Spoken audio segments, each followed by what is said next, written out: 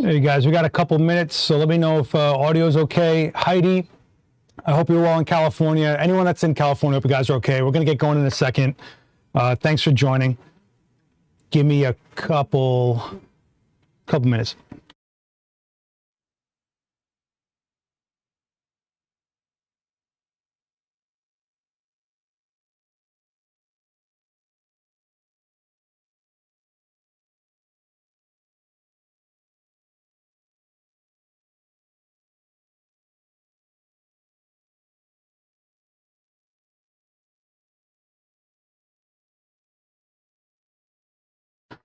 The audio is a bit distorted. How's this? Is this better? I don't know what's going on with this thing when I go live by myself, but it's been a thing. Let me know if this should be a lot better, hopefully. Sorry, guys. Sorry about that. I think what happened is it's set to a different microphone when I get in here, and I always forget about it. But hope you're okay, Heidi. Hope everyone in California is okay. Hope everybody that's getting through this tragedy is hanging in there. If you're in this chat, hopefully this gives you like a little bit of an escape. I know a lot of people out there. We'll talk about it in a second. Actually, you know what? Let's just do this. Let's just go for it. You guys want to go for it? If you guys are ready, type ready in the chat. I want to see a raining down of readies and we'll get it going. Should be all right now. I mean, I'm probably gonna get loud. You know, I'm from Brooklyn. We yell. To show love, we yell at each other. You know what I'm saying? Let's try to turn on the lights. See, we got this going. Hope everybody's well. One, ba, ba, ba, ba. Bing, bing, bing, bing, bing. Let's change cameras over to and let's do this and let's do boom. What's going on, everyone? Welcome, welcome, welcome. I just threw a bunch of random graphics on here. I don't even know if they're spaced out right, but you know, this is how we do things, right? What's up, everyone? Oh, so many readies in the chat. Solomon, Joris, Anthony, Heidi, Marcus, Rick, Blanco, David, Michael Carbajal, always in the chat. Ramo, Patty, LC2, Dan Arango. Guys, welcome. Thank you so much for joining me today. I know it's a new time. Let me know if this is a time that you guys feel it might be more optimal for you. A lot of people were saying that like, it's better for like lunchtime type stuff. For me, it's kind of also optimal. And it like sits right in between things I either just finished and have to start doing or so on and so forth. Yeah. So why is this coming up now? So as always, I don't really have a plan for this one, but I do have some stuff I want to talk about. Like I said, first of all, if all my people in California, LA, you know, I spent a lot of time, half my career was working out there in LA. Hope you're well. I was going to do a live stream to like raise money for the fires. And I ended up just like donating everywhere and mainly to organizations that were matching all the donations. So I probably still will formulate something. I just don't know how to organize that stuff too well. I know I got to get like a Tiltify or something, but I also need bandwidth to do, you know, life. All right. This is before my lunch break. Wait, what? This is before my lunch break and I have to work now, so it's not conflicting with my gym time while I was on vacation. Oh, well, as long as Marcus gets in what he's got to get in, right? All right, let's clear this. Let's do this. All right, everybody, I got Quinn with me today, and she's actually something I want to talk about because I've been getting a lot of comments and a lot of dialogue back about about having Quinn featured on this show. I know it sounds crazy, but you wouldn't believe some of the messages I get all the time. You really won't. So I know a lot of you guys are like OG and you remember this format and this style stream from when we were live on Twitch, when I was by myself in the Streamlab, the other area with the graffiti wall and all that. And this is what we did. We just kind of like went for it, and whatever questions you guys had that I could physically show you an answer to, I would kind of get into it. And Quinn has been amazing. I love shooting with Quinn. You guys also know Sheila from my personal, you know Quinn from my personal studio, right? So me and Danny use Sheila all the time. Quinn, the younger sister, right? We're very happy to have the whole family. So the reason I'm bringing this up is I got the comment that was like the quintessential, like, what is going on? Let me clarify some things and squash some things before they get absolutely out of hand here. So this is a comment I got. Boom. Kevin Eisler, I'm guessing his name is. Always love Seth. Thank you. But hey, Adorama, stop trying to break the New York Models Union. What? And get him a live person to stand in front of the camera. Turn this off as soon as I realized Seth was alone. So first of all, for you to bring up that you appreciate what I put out here for you guys, I thank you guys so much for that. But turn it off when I'm by myself. So if I don't have a live person, we're not supporting this. Okay, if this isn't the format for you, I totally understand. The thing with Quinn is that I don't even know if I'm going to shoot every episode. I don't need a live model here. We're boiling this down to eliminate all the distractions of when you guys shoot, to really pinpoint and really get into the surgery of things, of what can we stop, slow down to almost second by second what's going on. I'm talking about distance of shadows. You saw how we did the beauty dish thing, right? So was it the last episode we did the beauty dish? I think it was, right? The whole thing that I'm getting at is, if your sole purpose is that you need a live model here, every single other piece of content and every other demo and every other video, we do that. And if you notice, we really can't be as casual as we are, and I can't really focus on you guys because I have another person in my world, in my set, that I'm responsible for. So if someone came by that I knew and I was comfortable with and they were comfortable being on live, sure, yeah, you want to come in for a couple shots while I got this set up and we mess around? That's one thing. And I hope this stream turns into this weird, we don't know what's going to happen. Sometimes we're doing this. Hey, this surprise person came by. So far, we had 2 surprise people jump on here in the 3 episodes we have out there, right? But the reality is, you're not going to gain much from having a live model here. And more than that, if that's all you're worried about is having a model here, what I do want to address is the New York Models Union thing they're saying here. If, shocker, this is not a union set. Crazy. And if this was a union job and I could get a mannequin in place of a person for the no shots we're delivering to the no client, for the no project, there's something wrong here, right? The other thing I want to bring up is, if I were to book a model, that is way more production on my end. I'd also have to line up and book people that are comfortable doing streams, that we're gonna then formulate topics on, which I don't want to formulate topics. I want to keep this flowing, because if I do a topic, then I can't go and address your questions on the fly because I have to break the topic and go for it, right? I want this to be like a constant, a conscious stream, right? Just ba, ba, ba, ba, ba. And this is one of the only formats we have, at least on this channel, or on our channels in general, where I can literally just talk right to you and talk with you, right? Because that's what this is, the most community-based thing I think we got, aside from Coffee with Creators. And even then, you could argue the topic is the person that came on that day, right? The other thing I would say is, if I do book someone, I'm not gonna have them do anything for me for free. So then we have to find sponsors. And then those sponsors are gonna dictate a few things of like what I'm actually showing, what we're actually doing. And then it starts getting a little muddy. Not to mention the bandwidth to line up the talent, plus the sponsor, plus get it all together. Like, this should be, we hit go. We've always needed something on these platforms to just hit go. And that's what this is. And if there's one thing I feel comfortable with, it is jumping in with no plan and just hitting go, right? So I'm glad you guys appreciate this format. I just had to address this because this is probably, I'm not even making this up. Probably the 15th comment or message I've gotten about this through my own platforms, privately. Like, I love that we have the ability to even do this, as most of you probably practice like this as is, right? So, you know, love the fact that you don't use a human model. It helps focus on the skills instead of a professional model. It's gorgeous and will look good in any lighting. Keep it up. I mean, the one thing I'll say about Quinn is she's almost too perfect. Sheila has had a career. Lighting some of her textures down, that's a bit more of a showcase. Quinn is almost like, whoa, way too smooth. But over time, she's cracking up. I know. But it is happening. Her paint job is breaking away a little bit, and I touch it up, and we start seeing textures and things, which would basically be similar to what we deal with a model, you know? Appreciate you. No, I appreciate you, Dan. Believe me, I appreciate all you guys. I just feel like I needed to address this because it's getting to a place where it is coming up a lot.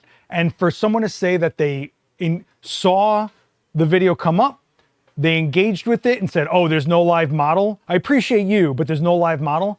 You're actively harming the platform at that point. So if this isn't your format, the way you learn, the way you want to engage, I totally understand that. But don't tell me that somehow it would make a major difference if I had a live model here, and that's why you would stick around if you're appreciative of the way I go about sharing what I can share with you guys. So it's a half bit of insulting. I got thicker skin than that, but you basically are saying like, oh, this isn't enough for you? Fine. Some other people, let's really break some things down and slow some things down, you know? No, I appreciate you, and I'm gonna keep doing what I'm doing. I just feel like I really needed to address this one, because it was just, once it starts getting to someone saying, what did they say? They said, we're breaking the New York Models Union. One, you're assuming we're doing something nefarious, and two, you really don't know what you're talking about when it comes to what this even is. Like, do you think it's like we're doing union sets here and doing like a project to deliver that would no, there's nothing remotely like that going on here. This is literally just demos, and there's no shots I ever get from demos really that end up being something, right? It's not for a client. It's at most, it's to showcase what happened during the demo, to hopefully show you guys what the education platforms we deliver are. And what I do privately. Like, I'm going to Imaging USA later this month, and I hope I see some of you guys there. I would totally show you guys some stuff from a similar demo so you know what we're getting into, right? When me and Daniel do the thumbnails for the next demos and the next class and stuff, we consciously try to find images from our repertoire that will emulate what we're basically in the same tone, like what we're doing, right? So if I was doing a character demo, I wouldn't show you something that's like a glamour portrait. I'd put something in there that's from something like that. What's up, man? Abc saying no New York model agency adheres to any union. Whatever the case is, the fact that it's even getting to a place where there's like people thinking we're being nefarious is kind of not okay with me. So that's why I say that. Why do I feel like this is hot today? What is going on? Let me dial this back just a second. By the way, guys, this is the first stream with the new cameras. Nikon has graciously upgraded the multicam with 6 Nikon Z6 IIIs. So we're on camera 1 here, camera 2 over here, camera 3. What up? How you doing? I feel like that one's hot too. Am I like off on exposure everywhere? Camera 4 to the floor. What's up? And good old camera 5. Hey, I feel like I'm a little overexposed on like every camera, so maybe I need to dial these in a little bit, but you know. Would you explain why Dan always uses Marissa? Sure. So one, Marissa's an awesome human being. We love her. We're friends with her. She knows exactly what we're doing when it comes to demos. A lot of times you don't just want a model. You want someone that's experienced with being live for an hour and understands what we're trying to do and not just quietly pose. You want to be part of it.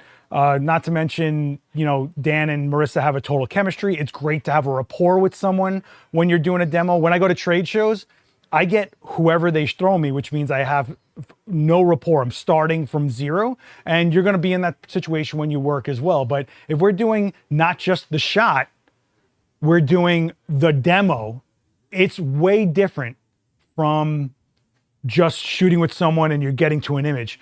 A demo, it's very hard to explain what it's like to go through it, what it's like to deliver, what you're expected of, and even like the habits you get into and all sorts of stuff. So yeah, I don't know. Oh man, so it's I know it's not a question, but and also, you know, Marissa, you know, she's just awesome, man. She's so goofy. She's an actress, a lot of range, great wardrobe all the time. She understands exactly what we're doing. So, well, because Dan always uses Marissa as much, because also there's the fact that you want people to click on it, and not for nothing.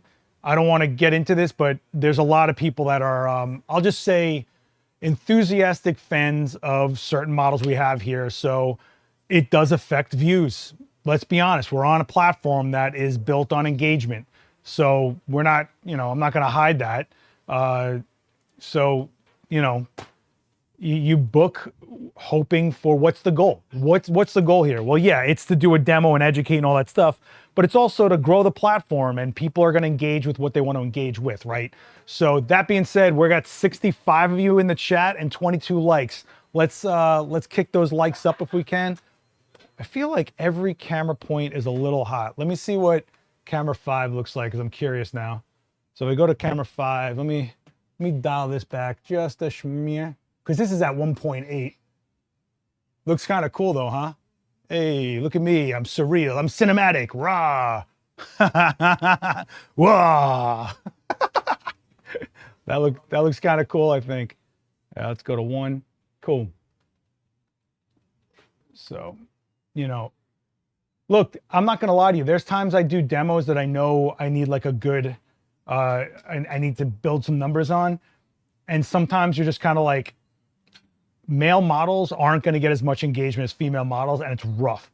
But I will make a point of pulling in male models when I can, especially on product videos and stuff like that.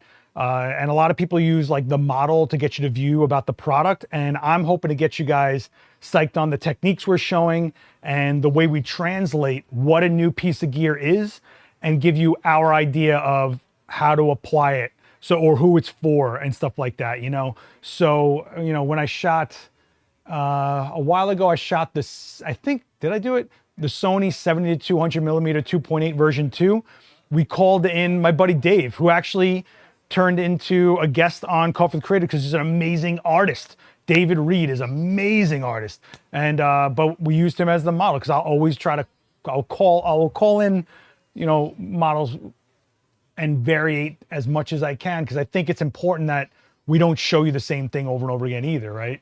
And it's also important that you guys can show that you can shoot with anyone and anything and stuff like that. It's about what you're doing, not what you're doing it with.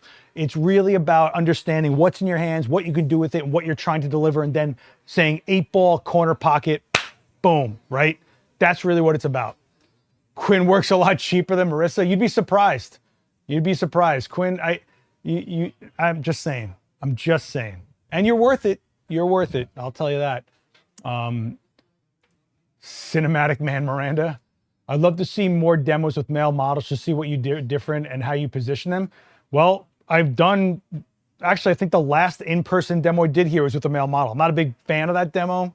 I wasn't very proud of it, but Daniel also has years of a demo he called Shooting Men versus Women, or Shooting Women versus Men.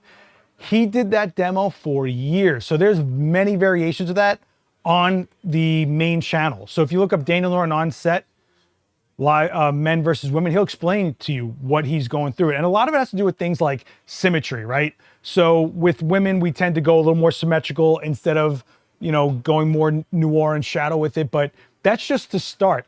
In the end, it has nothing to do with what gender they are. It has everything to do with what's working for that human being that's in front of your lens. If you think that you want to throw shadows to one side of the face to even out and make it a little more symmetrical, that has nothing to do with what gender they are.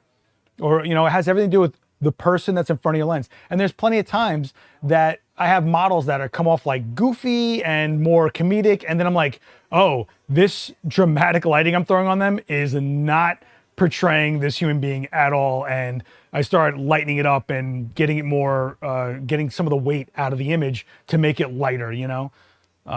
So I think we get caught up in like what type of human rather than them. And I think that's when you stop taking pictures and start shooting portraits. Does that make sense? Because I always say a portrait is to portray someone.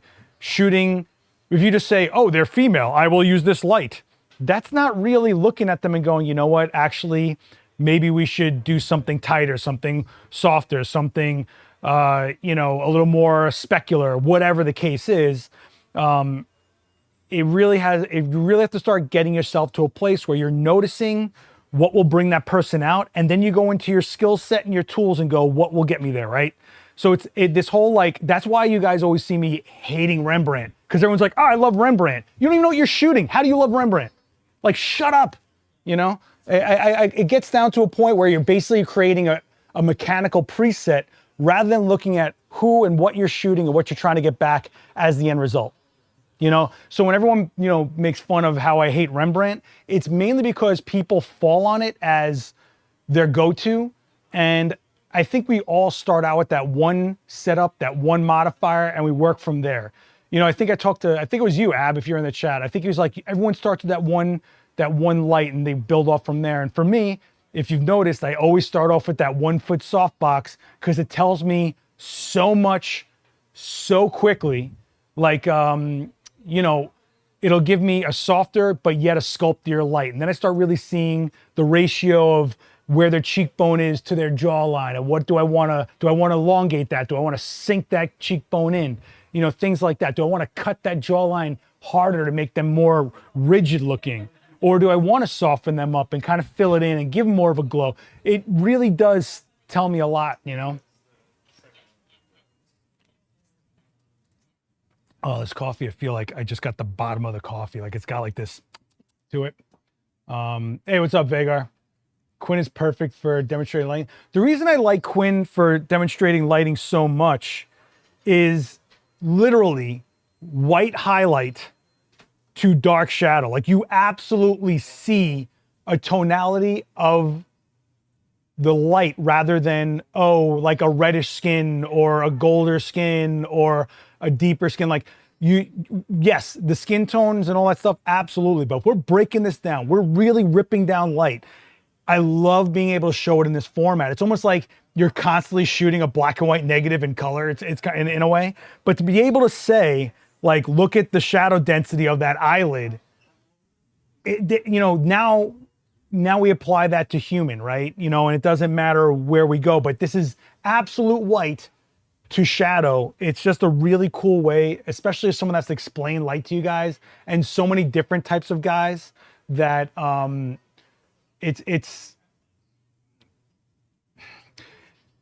there's so many people that absorb information differently.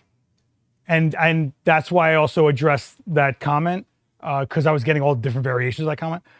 That the way to make it like as stripped down as possible gives everybody an even playing field when they're starting to build their knowledge base, right?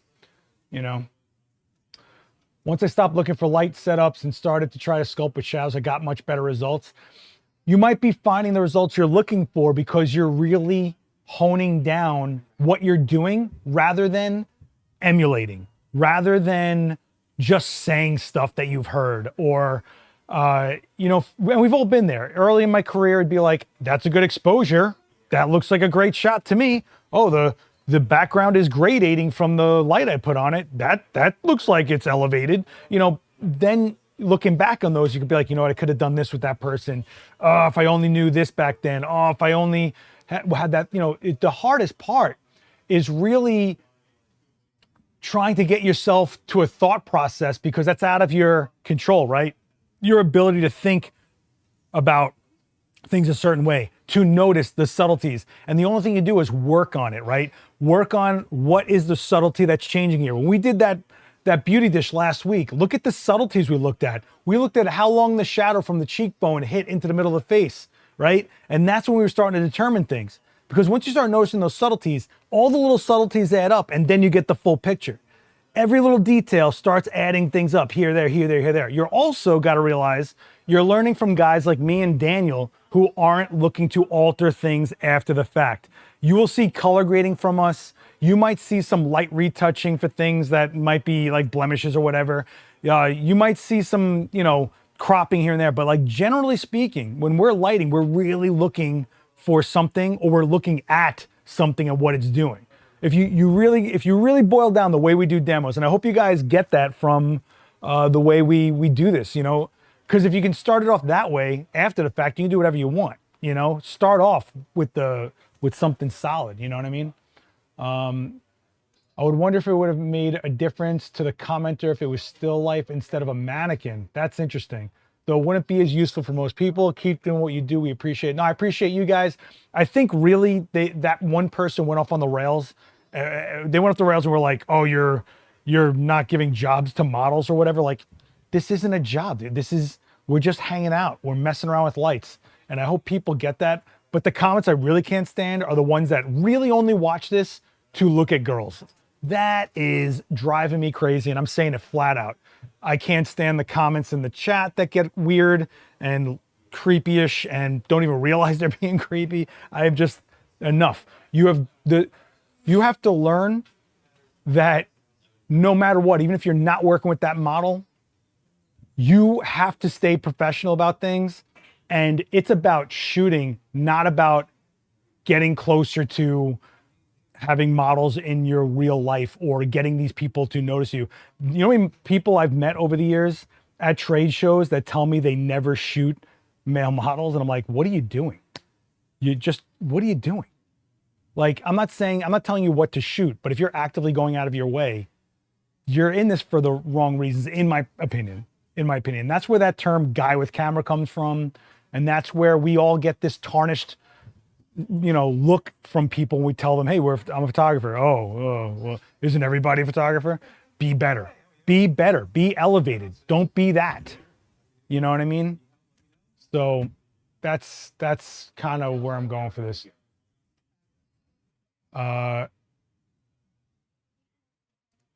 Yeah, I'll tell you this, Michael, I don't think there's any dynamic range in the world that can handle Daniel Norton taking off the zipper pant leg to make it shorts. That boy's got some reflective calves. That is the upstate New York reflector right there. You know what I'm saying? Yeah, solid. I don't mean, I'm sorry if I'm like wrecking the vibe of this show by kind of talking real with you guys, but if we can't talk here, I don't know where we can. And I would hope that you can see this as where we have a casual bit of let's boil into the things we don't talk about. Oh, umbrella versus softbox, but it's like there's plenty of stuff on that. You know what I mean? I'm having trouble identifying the proper method to slimming faces without adding too much drama to professional headshots. So when you say you're adding too much drama, most of the time what you're saying is that you're creating dense shadows. So instead of having shadows that go straight dense to shadow, what we do is we set our key light to dictate a pattern and our fill light to dictate the density of that pattern. So do you guys want to get into that? We can get into that. But that's pretty much like every demo I do anyway. After a while, I'm just doing the same things, right? I do a demo with Daniel's calves as reflectors. Oh my God. This is nice. Feels like getting to talk things people often don't say, which need to be said. I appreciate that you appreciate it. And I'm not here to scold you guys. I'm not here to be the adult in the room. I mean, look at me. But you guys have to understand that you have to respect every person that you're going to encounter in this industry. And you have to work on yourselves to be mature, have to be trusting. Your credibility rests on how you treat other people, and that includes a model, even if you're paying them. It doesn't matter. They're a human being you're collaborating with. Even if you are walking into set from an art director, that is a human being. Don't objectify them. Learn what you're doing as a human first, and then elevate yourself as a pro, okay? This is, and again, I don't mean to be yelling at anybody, but when we start realizing who's watching streams just to look at models, it's like, it makes me not want to do this. I'll be very honest with you. So I hope when that kind of conversation comes up within your communities, your colleagues, you kind of go like, why are you even saying this? Start checking people and like, what are you saying about this human being? What is your real motive? And we need to really elevate each other, okay? And that's part of what this format's about. All right, let's kick this pig. Where did you get that saying? Is that a farm saying? Do they kick pigs? What's going on here? All right, let's dictate some shadows. Okay, I'll do like a very simplistic setup really quick. Let's get Quinn going here. We'll set a straight up symmetrical pattern, and then we will dictate the shadow density of that pattern, okay? Everybody all right with that? Sorry, excuse me. Why all of you lighting? Oh, I love this question. I love this one. Why all of you in Adorama team work with Pro Photo lighting only? It's not that we only work with Pro Photo lighting only. This is what I personally use. This is what I personally own. You are welcome to use any brand you want, the principles stay exactly the same. If I'm pointing a light at some subject in a certain way with a certain modifier and talking about the way the light is working, you can apply that to whatever else you're using. You want to use Flashpoint, you want to use Chrome, whatever. It doesn't matter what brand we're using here. But the reason I personally, because I own these lights, man, and you've probably seen Lindsay Adler shoot with Profoto because that's what she uses for her studio, or Daniel Norton or Ab Cisse. Like, this is what we use. It's what we genuinely use. But don't feel like you can't do this with Flashpoint or anything else. It's just a matter of understanding the principles we're talking about because it's the same across the board. This is like asking me, like, why do you shoot with this brand camera? I don't have that brand camera, but you don't ever ask that, right? You go, oh, they're just using this camera for this demo. Same thing with the lights. I think people get just like almost offended by the price of Profoto lights, and I understand it's a high mark, but it's also a brand you aspire to sometimes. As a pro, you know, I rented Profoto most of my career until I was at a point where I could actually invest and own my own, and it was a kind of a moment for me, to be honest.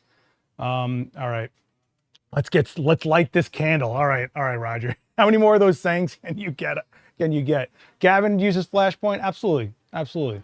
It is about the principles. Exactly, Dan, exactly. I think people just keep thinking I'm trying to sell you guys something, and I don't care what you guys shoot with. I care about getting you to a place that's somewhere above where you're at now. Okay, all right, so let's create some shadows. So let's create a lighting pattern, and then let's dictate the density of the lighting pattern. So in the chat, I want you guys to choose, do you guys want to go straight up beauty dish, or you want to go, I can do 3-foot octa if you guys want to go something a little more softer. So type beauty dish or 3-foot octa in the chat, and we're going to go left or right on this one. Okay, guys? While we do that, I'm going to drink this water because my throat is killing me. I'm working with rounder, full cheeks. Yeah, look, at some point, you also have to understand that your subject is who they are, and what features they have are what makes them who they are. So kind of understand that our job isn't to hide who a person is. Our job is to really bring out that person and make them feel great about who they are. And so that someone sees this image that doesn't know that person, when they see them in person, they get that vibe. They're there. Wow, it is split in the middle. Okay, 1, 2, 3, 4, 5, 6. 1, 2, 3. I think octa. All right, I think octa 1. Hey, what's up, Arthur? How are you, man? I hope you're well. All right, I just happen to have this 3-foot octa right here. Look how convenient this is, guys. Don't you guys just reach off frame and you have a 3-foot octa? No 3-foot octa? All right, I'm gonna throw it on a B10X Plus, 500 watt seconds. Let me throw a battery in, let me throw a battery in this thing. Get this going. Today I'm gonna be shooting with a Nikon Z6 III because that's what I got in my bag today. And I like this camera a lot. So we'll go with the 3-foot octa. I don't have a grid for it, unfortunately, which would be great to show you guys shadow patterns. But let's show how we can really dictate density here. Okay, so, you know what's funny is I had no plan coming in today, and I was like, you know what I might do? I might bounce my lights off of the projector screen as a giant reflector and do like a wall of light even. I shot the content team portrait that way. So it was like, what, 12 people, I think? So it's a good cheat code. Let's turn this into a DIY stream. Octa dish, get out of here, Kurt. Enough with you guys. What do we got?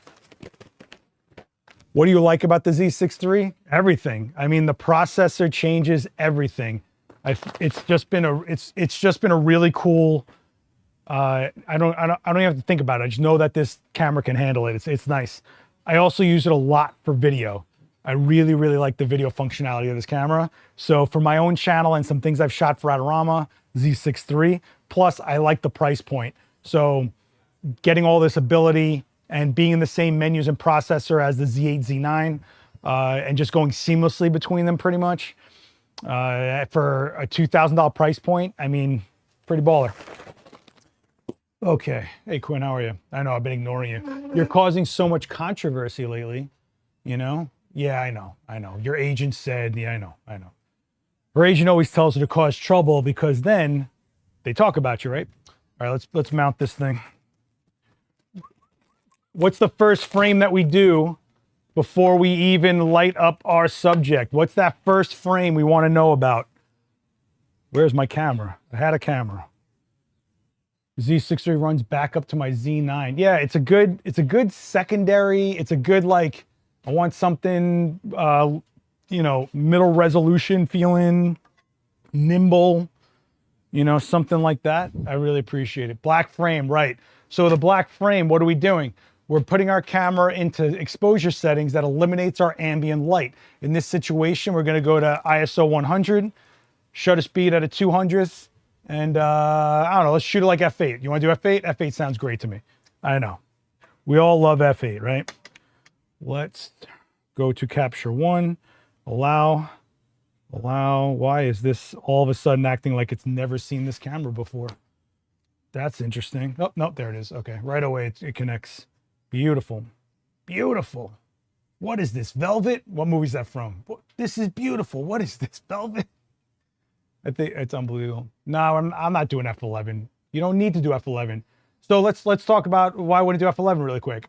One, it's not going to change that much as far as depth of field unless I absolutely need it. Two, it works me into a corner going to a far end instead of being in the middle, having the option to move left to right if I don't like where I'm going.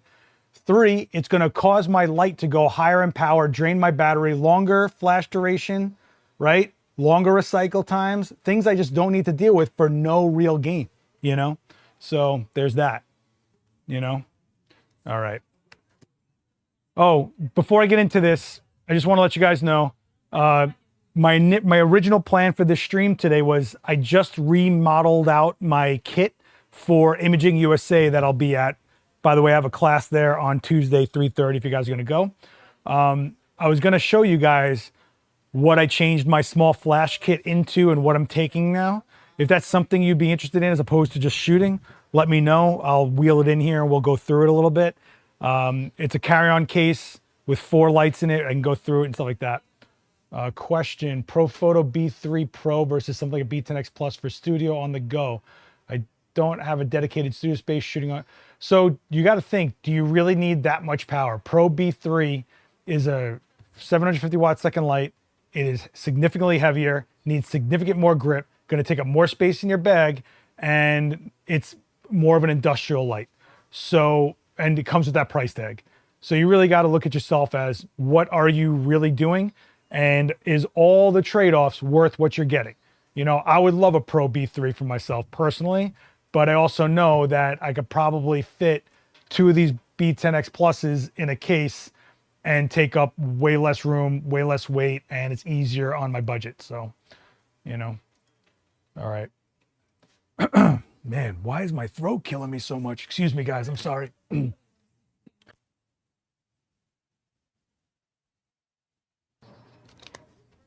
Sorry, guys, I don't know what's going on.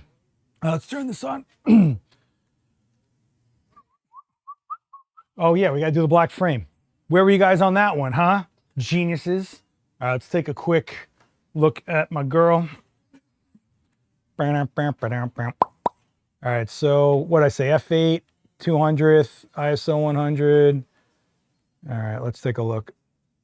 What's funny is the Z6 III still picks up the autofocus, still sees Quinn, which is funny. All right, so we're seeing a little bit of her. Oh, wait, I'm at 7.1. Duh.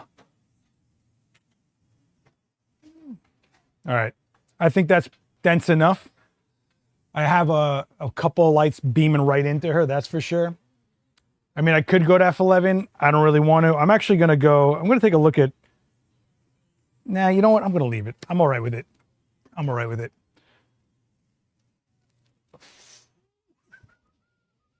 All right.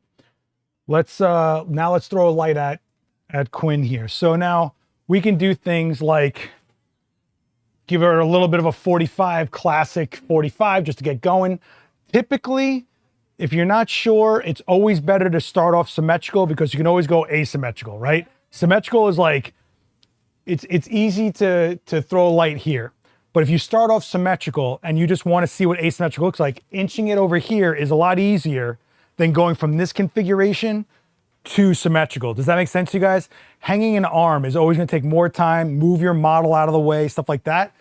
to start symmetrical and then kind of pivot. So you know what? I'm actually going to do, let's start symmetrical just to have a good point.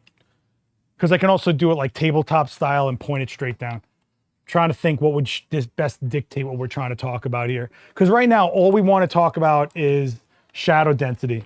So what I'm going to do is you're going to want to start it off as close to your model without it being in frame, because that's your max, right? Then we can back it off if we want to dictate more shadow. So this being this close, it's still going to project a little bit of shadows, but it's not going to be what you think. Let me see. You guys with me? You guys went quiet. Are you with me? 100 of you guys in the chat, 54 likes. Let's hook it up. Come on, guys. All right, let me do this. Let me turn on this remote. That might help. Going to throw it into TTL. Going to take a look at her. It's going to be pretty soft, but we're still going to see some sort of shadow pattern. So yeah, really beautiful and even, right? TTL dead on. And I mean dead on. That's white paint that I'm seeing detail in, right? Like that is dead on, that TTL. And that is a soft light. There's no real hard edges to those shadows, right? So if I want to somehow show, so right here, I would say she's pretty sculpted without having that way too, hold on. Do not say that kind of stuff. I'm sorry, but no, do not say that kind of stuff in this chat. Why can't I get this? For some reason, I cannot admin this chat. I don't know what's, and I just lost the chat. Oh, what just happened here?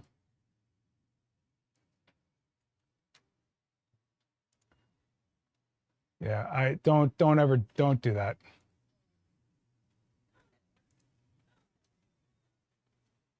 Guys, stop. I just went through a conversation about this, and even though it's a mannequin, it starts here. Unreal. Stop, please. All right. So we're still getting sculpt, but they're soft, dense shadows. Like in other words, we're still seeing that there's a shade and gradation happening here, right? But it's not dense. Now, if we did make it denser, it's probably not going to show too crazy, but let's give it a shot. What I'm going to do is I'm going to drag those shadows as far down as I can with, oh, this is killing me. You guys are killing me here. All right. We're going to pull this away and exaggerate it. This isn't ideal, but just to give you guys an idea of giving it way more of a shadow pattern, we're pulling that light farther away. We're dragging those shadows down. We're making that light source smaller, a little bit harder, but it's still a 3-foot octa, right? You guys still in that chat? Let's take a look. Big difference, right? That's just distance of light. Yes, now our shadow density is heavier, but what if we know what we're doing with a fill, right? What if I took a board,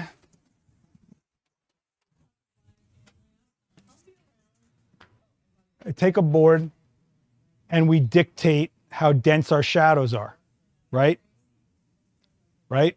So if it's just out of frame, that's as much fill as you're going to get, because our light source is the only light source, is this strobe.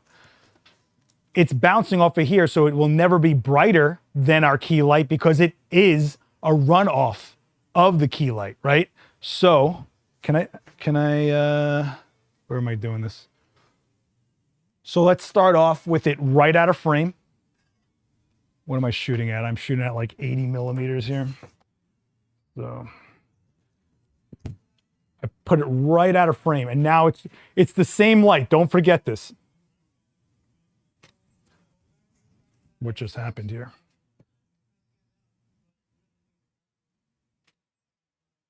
What just happened here? Why am I all of a sudden all over the place on my TTL? Oh, okay. Here's what just happened, guys. my thumb hit the shutter speed and it just went into high speed sync. So it's in a whole nother world right now. So I am going to, I didn't set it up for high speed sync. So my camera's not giving it a proper reading. Let's dial it back.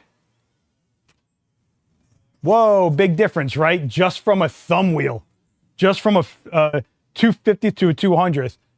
I didn't set this camera to go automatically into high speed sync. So that's what happened. Okay, let's get rid of this. Let's get rid of this. All right, this is the same light, guys. This is the same light. I didn't move it. I just filled it in, right? Now I can dictate shadow density by distance of bounce. So that's on me mechanically, right? So if this is just out of frame, if I take it just out of frame again, right? And I drop it down a little bit. I'm gonna take it down probably, I'm gonna double the distance, right? Double the distance, and now look, right? So she's still sculpted. This is all shadows, filled in shadows, still sculpted, but not dramatic, right? Right? This is this one. This is with it all the way close in the softest way. And then this is the one with it further away, but more filled in. Big difference. You can even see that her jaw, the corners of her jaw are wider, right? If we drag it away and fill in. Now look at the background also.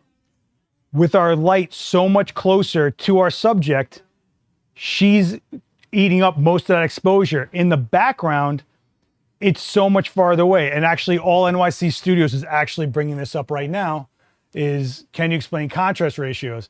Without like pulling out light meters, all this craziness, what's basically happening is when this light is a foot from her, we're exposing for a foot from her. However, she's still about 6 feet away from that background.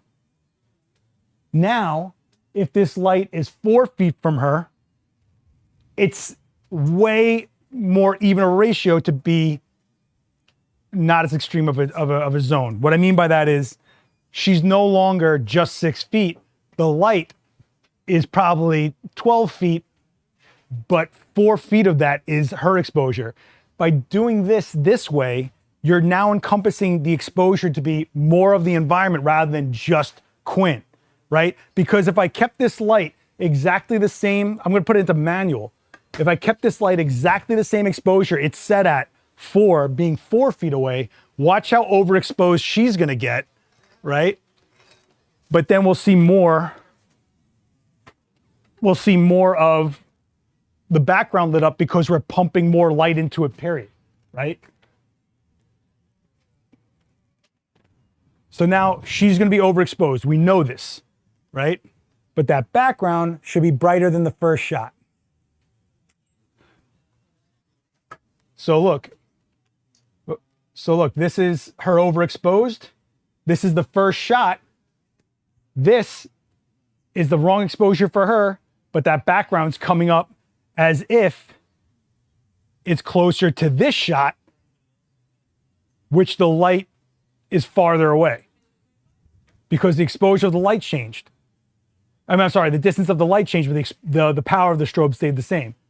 However, if we get an exposure for Quinn, it's going to take that light down, right? Because it's going to take out power out of the strobe so that it gets a little less exposure on Quinn to bring her back to exposure, which means that background's going to go darker as well, right? So if I put it into TTL, look at that, dark background again.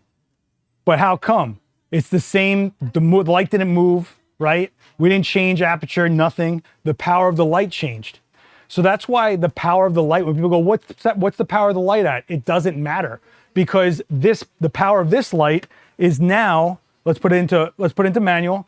The power of this light is now going to be not enough light for when I put it back to where we were, which is up here, right? Now we're backed up here.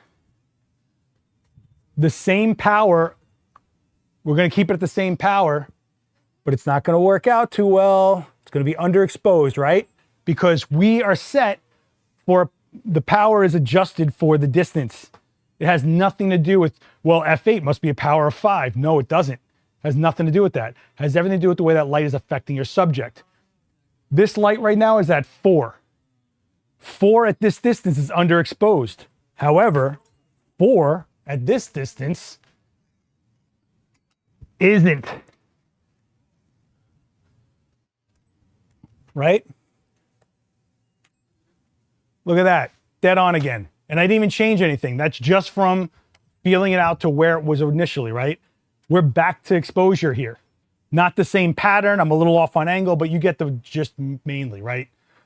So really what's going on here is your distance to your subject is going to dictate everything. When we're doing multiple lights, that's kind of the reasoning, is we're able to get Quinn her own light, the background its own light. If I bring a light close to Quinn and darken out this background, I now have all this shadow I can fill in to do whatever I want. I can make the background red if I want to with a gel, but it's there, you know?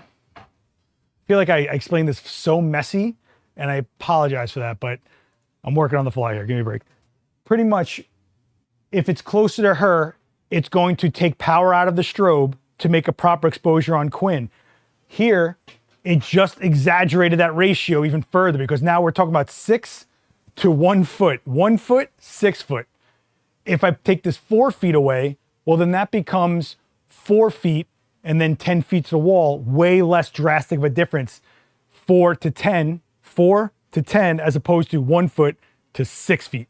That's a major difference, right? That's the ratio. Whew, man. Yeah. So I hope that, I know that came off messy, but that's pretty much what we're talking about here. The way I try to, here, I'll even do this. Watch this, guys. Do I have anything with a battery in it? Let me see. Oh, we got a Sekonic here. Okay, so let's do really quick. I'll show you what I'm talking about. So I'm going to set this light meter to 100 ISO. Actually, I put it into flash mode first. Flash.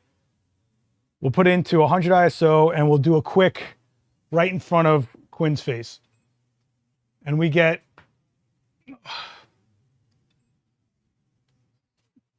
what did I leave this at? We're looking at 5.6 right there, right? This isn't exact. I'm just trying to show you guys an example. Over here, it's 1.6. Ah, come on. It's 1.6, right? So we put it back here. 5.6. That's a massive difference in light. If I go back to stretching this out, right? Right? Oh, you know what? If I give this, I don't know, we'll give it a stop and a half of light. We'll see what we get. Because it's not the exposure isn't the point here. Here I get 6.3, right? Now if I go back here, 2.5, that's actually it's almost 2.8. It's way less. It's way less of a divide, right? Does that make sense to you guys? I do have kind of big hands, honestly. Thank you for noticing. No, but does that make sense? So if we're exposed, that's why spot metering is so important, because if you're just exposing for someone here and their background is so far away, there's no way that light is going to make a proper exposure on a background. Think about how many times you shot at an event and that background went death black because there's nothing reflecting light back on you, you know? Now, I appreciate that. Thank you.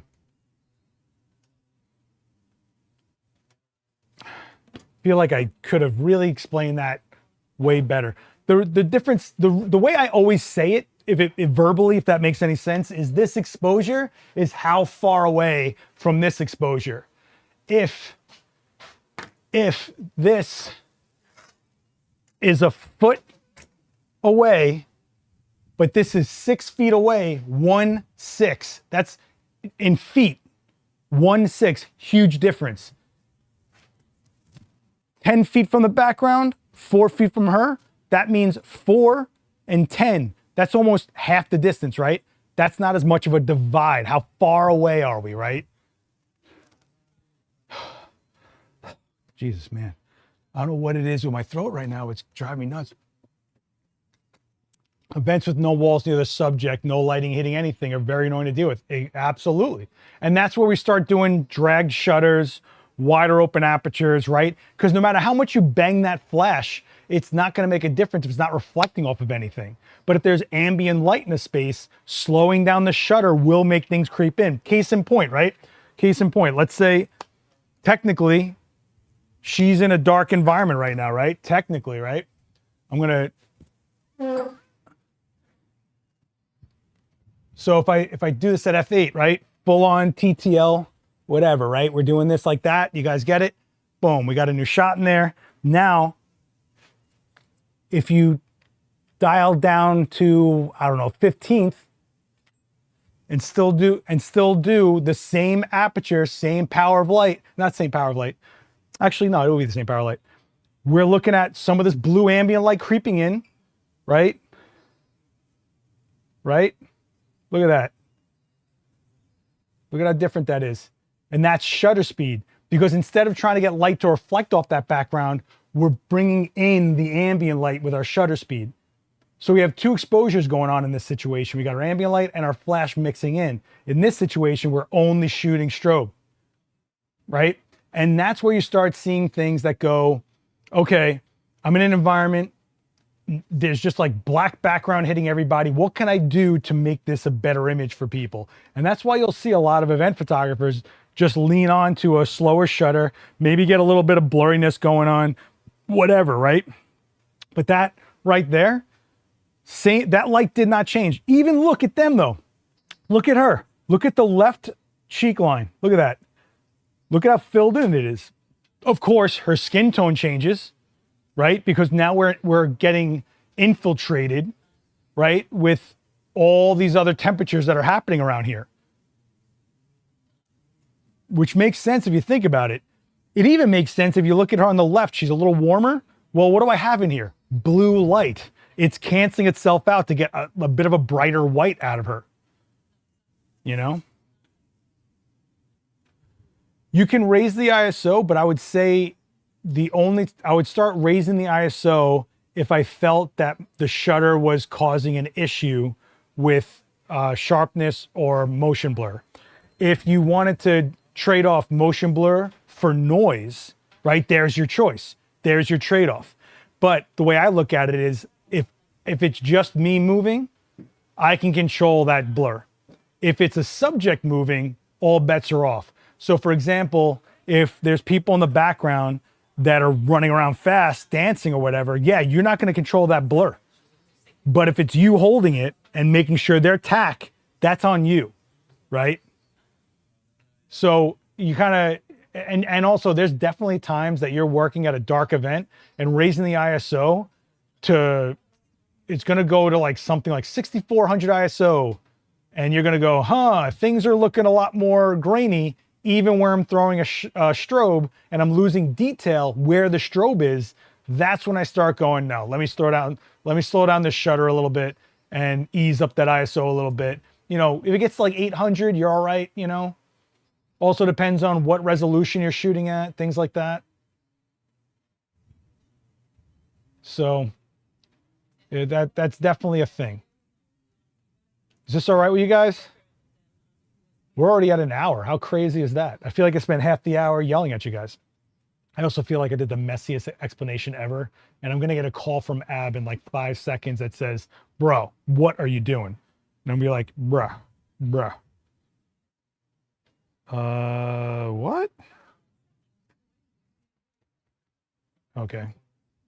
All right. Well, I'll deal with that later. You guys all right with that? So, I don't know what the, where I'm going to go with these streams. I will say though, as we go forward through the year, there are going to be a lot more like new releases, and we're going to start playing with some new toys like live on stream.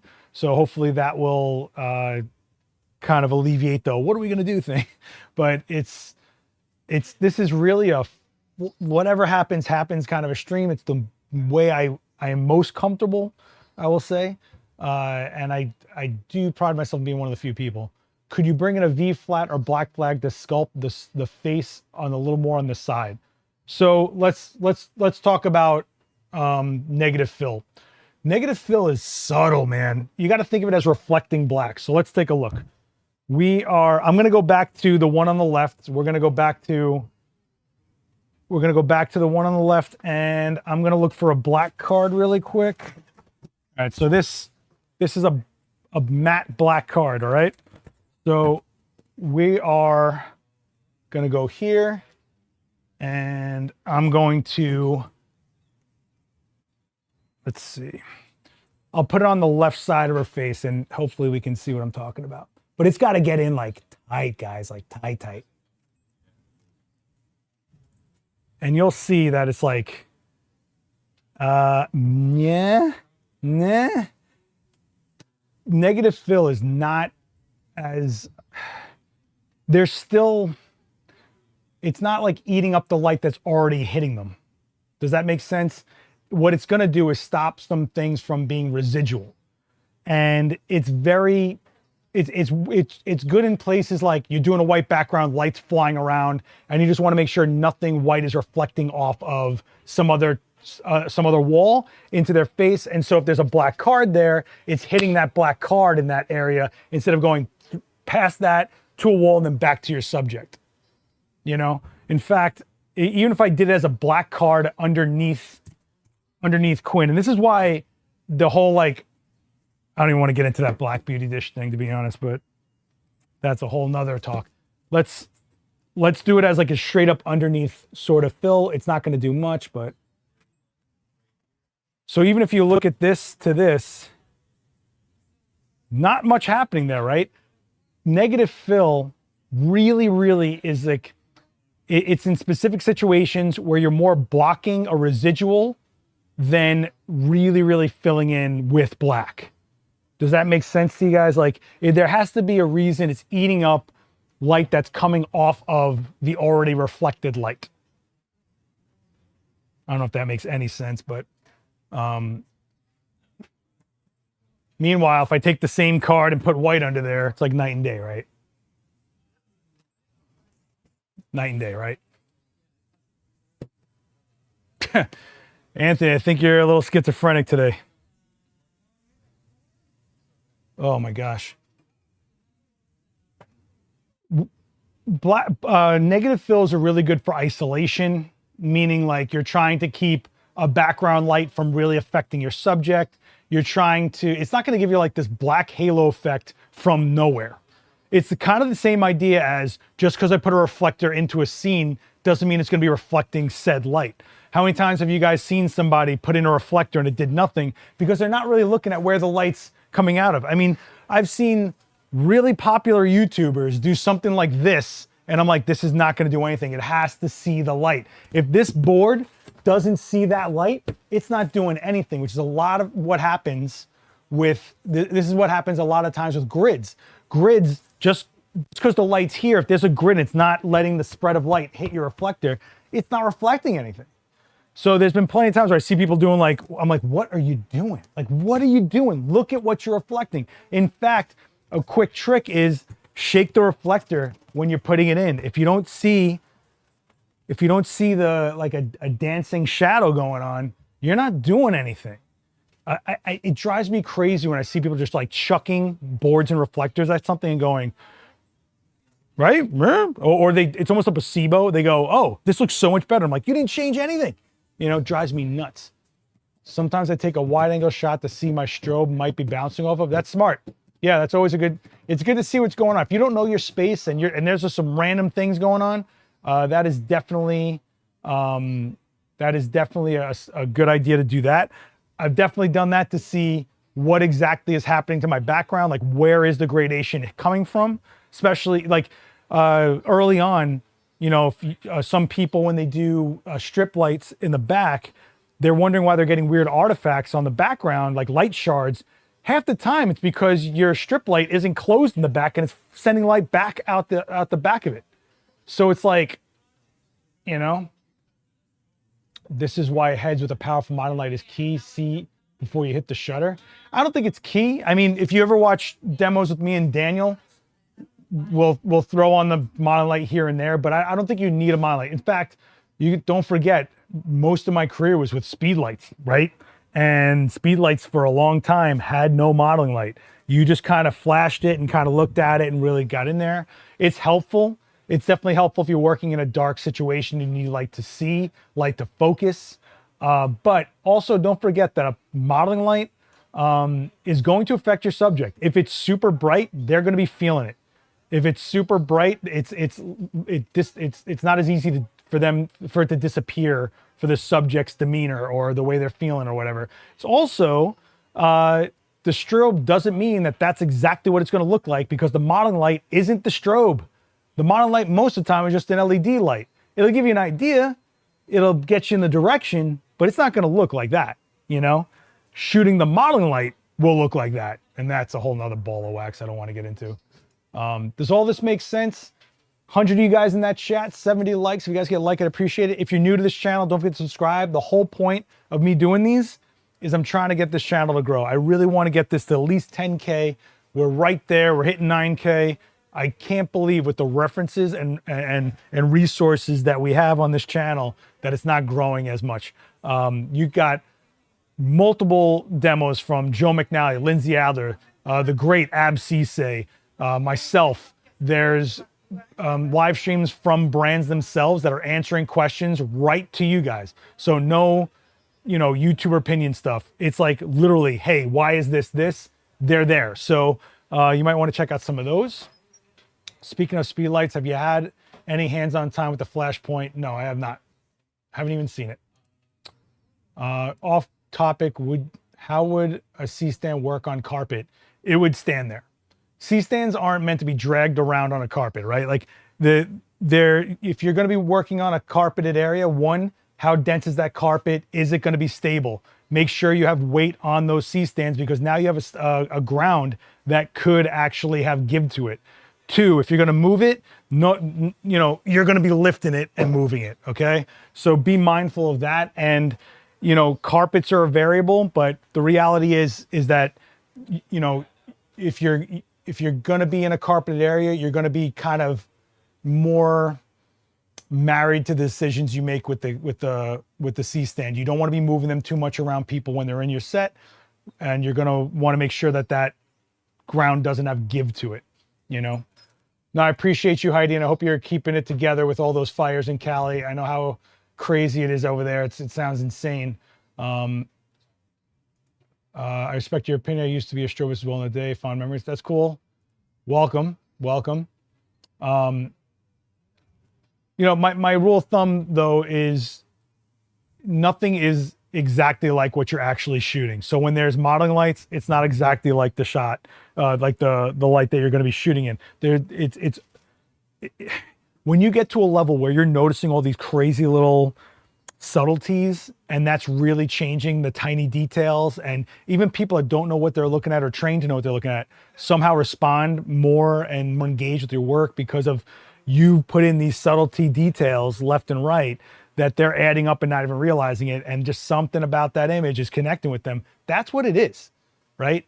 I mean, the amount of people that just like throw an octa at somebody and go, yeah, we made light. It's like, there's more to look at here. Speaking of C-stands, do wheels help or hinder them? C-stands should not have wheels. Listen to me. God, you kids. Get ready for a grip lecture for you guys. Look, if you have a C-stand, the C-stand column might be the same on wheeled bases, but the base is not this. You do not, listen to me, you do not want to have wheels on anything with a bent leg. If you ever look at anything that comes with wheels, it's straight leg for a reason. You are causing yourself such an instability. It is insane. And that's why there are no traditional bases that have wheels on them. You gotta be kidding me with this. I don't know where this came from, because I got this question. This is probably like the 5th time I've gotten this question. And I get it. We all want to have wheels or whatever, and we just want to move things really quick. I totally understand that. But if you look at any actual wheeled base, it's straight leg for a reason, okay? Junior stands, all that kind of stuff. So don't modify these things to put casters on them. You're crazy. I mean, if you even look closely at a C-stand, they got this angled foot. It already isn't, you know, it already isn't like the same angle as a wheel would be. It's just bad news. Don't do it. I am highly against it. I don't know where this is coming from. Did somebody with a major channel or Instagram do this? Is this like a thing? Because man, I keep on, it's been a thing. However, you can take your C-stand center column, which is 1 1/8 junior, right? And put that, I'm sorry, yeah, 1 1/8 junior, and put that into a different base, you know? You had a perfect moment to use one of the other cameras. What are you talking about? Oh. I can only do so much. I'm literally doing this live. I got multi feeds going on. I got the chat going on here. She won't stop talking. It's like, you have no idea what it's like to have her talking to the back of your head the entire time you're doing a stream. They sell the caster for the C-stand. Who sells that? Who says? I don't know what the runway base is. I've seen a few videos where they use wheels on C-stands. Yeah, no. If it has a bent leg, you're putting the force like this. It's just, man. Oh my God. Drives me nuts. And you know what drives me crazy about that is it's people that are just kind of like going, well, this seems like a great idea. Look how brilliant I am. Do you think in the century this industry has been around that no one said, hey, we should make a wheeled C-stand? They did, but they have straight legs for a reason. They see it. Later, Heidi. Stay well, okay? It's straight legs. Or where it's at. I wish I had, do I have one? At my studio, I have these small Avenger ones that I love so much. No, I don't have them here. I must have taken them. I must have left them at my studio. You might have seen them. Actually, if you watch my videos on our PPA, the Professional Photographer America channel, every video I did in that has the wheeled base. It's an orange straight leg. Tell me it's orange because now I'm having like a Mandela effect in my skull. I'm going to guess they're orange, you know? Yeah, Amazon is not cool. This is Adorama. We do things proper. Okay? Don't do that. Adorama.com, all the right stuff. Do not bring that into this house. We do not bring that into this house. No, no, no. We do not. We do not. Thank you, Studio Group. I appreciate you so much. I appreciate all you guys. Runway base, is that what they call it? A runway base is removing the turtle stamps? Okay. Everybody calls something different. In fact, if you watch the Coffee with Creators with Martine Torner from Matthews, we spend half the time basically saying how everybody has their own term for something, and all we keep on asking is, what do things do? What is it that it does? And we'll tell you our version of it. You know what I'm saying? You know what really grinds my gears? People that want to kill everybody on set because they didn't learn grip properly. To be honest though, think of it this way. Grip is the same thing as power tools. You could kill somebody with power tools if you don't know what you're doing, right? But you can go and buy a table saw from Home Depot without a license or anything, or training, right? Same thing with grip, except you have no idea. The fails I've seen over the 25 years I've been on sets have never left me. The stuff that's gone up my spine from things hitting the floor, or my favorite is the failed arms. When arms fail, it is relentless. I mean, it is actually, I mean, it stops eventually, but it is just crazy, crazy.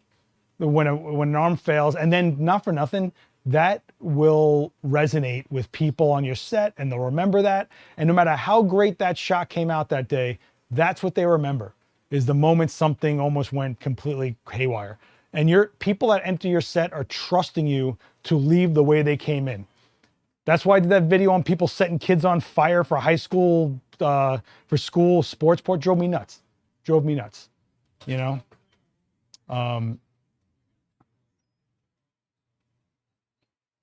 I don't know, there's whatever they use, but if you're using a bent leg, there's no way you're putting wheels on that thing. I don't care how it is. Leave that base alone. And not for nothing, you should not be trying to modify grip. If it's something that you bought from a legacy company, Matthews, Avenger, Manfrotto, whatever, Kupo, that's what they designed. They tested this thing out. How would you go about getting catch lights on a model looking down without the lighting the whole face from below? Is it possible? Yeah, you have to remember that a catch light is just a reflection of a light source. So if you do your lighting setup to a point where it's one exposure and you have a hard light source underneath them, even like a flashlight or whatever, and all it is reflecting that light source in their eye but not affecting the exposure, you did it, right? You're forgetting, I'm a guy that spent half my career shooting zombies from underneath, right? If I'm shooting her at, let's say, f8, and this is the light I want, but you want a catch light from below, a hard specular light source that's not affecting this exposure, say it's, if you metered it, it was like 2.8 or 1.4 or something like that, it would still physically reflect in her eye. You'd get the light source to reflect in her eye, and that's what catch lights are. Personally, I like dead eyes. I like eyes with no catch lights when I can do it. I love it. Other people seem to hate it, but if you come to my studio and you're looking at the work I'm doing, hopefully you know what you're getting, right? But all catch lights are is a reflection of the light source. And if you don't want that light source to register in the rest of the lighting setup, just make sure the ratio we were saying is far away from your actual exposure, you know? Michael, I'm gonna throw you out of this chat forever, and I'm never letting you come up to me at a trade show again. Do not hammer a turtle base straight. I will personally use your face to hammer it, okay? Is there something we could put on our own Quinn to simulate catching reflect? Yeah, you could do something like something that's like dark and reflective, right? So if you wanted to, you could there's hair gels that are like a dark brown that you can put on the eyes, and you can see exactly what the catch lights are doing. Or you could just put Vaseline on the eye areas of an eye on an inanimate object and see what the catch lights are as well. All right. Is anybody in this chat going to be at imaging? Because I'm going to be at imaging, WPPI, Shutterfest, something else, and something else I can't remember. But just let me know.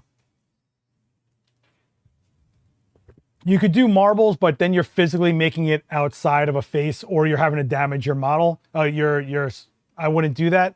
And also, don't get obsessed with catch lights.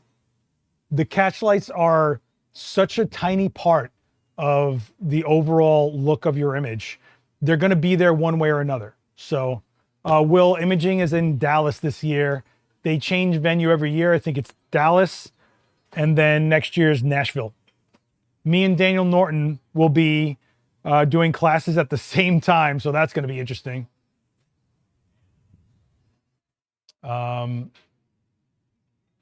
I've noticed some TV shows getting catch lights with a small hard light that doesn't affect exposure. Yeah, because all it is a specular hard light source. That's really what it is. Because think about it, all you're trying to do is get a reflective something out of a reflective surface, which is a wet eyeball, right? WPPI is a cool time in Vegas. It's going to be different this year. It's at a different hotel. We'll see how that goes. But usually WPPI is dope, and WPPI was great last year. I had a really good show last year. That's the one I was talked on Nikon stage. I shot live on Nikon. But this imaging, it's got this vibe that's just going to be nuts. I'm very excited for it. I will be hosting videos for the show itself. I'll be doing demos at the Adorama booth, and I have a full-on platform class, like 500 or 600 seats, Tuesday at 3:30. So if you're going to be at imaging, you know, how should a first-timer plan for something like WPPI? Well, one, get your rooms now. One. Two, look at the schedule and what you want to learn and who you want to learn from, you know? Even if you think you have a topic on lock, there might be an instructor there that you might like their take on it better, right? And you should definitely just plan to have some time to just absorb the show itself. The floor itself is really where you'll just see these rock star photographers that you're probably been emulating their work, and you're just like, oh, you're right in front of me. Can I ask you a question? And we're, they're right there. It's very, very cool. But WPPI, you should definitely get your room now. Imaging, I think they're almost sold out, the rooms, so go fig. Do a workshop next time in Europe. Europe's a big place. Europe's a big, big place. Joe wants to do London again. We'll see about that. Workshops overseas are tough, man. If I got to bring gear over, it's a tough call. It's tough. All right, guys, where are we at? We're going to an hour and a half. I hope this was helpful. I'm sorry if it was a little jargled, and I'm sorry if I had to like scold you guys. This is,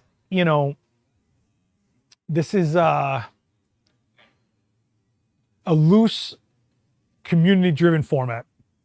And I really wanted a format where we can be like, it doesn't matter if I'm breaking the topic because we're on a different topic. If I did something like next week, if I gave it a title like, oh, we're doing, I don't know, 3-point lighting. And I'm like, nope, we're going to go back into edge mask and do something completely different.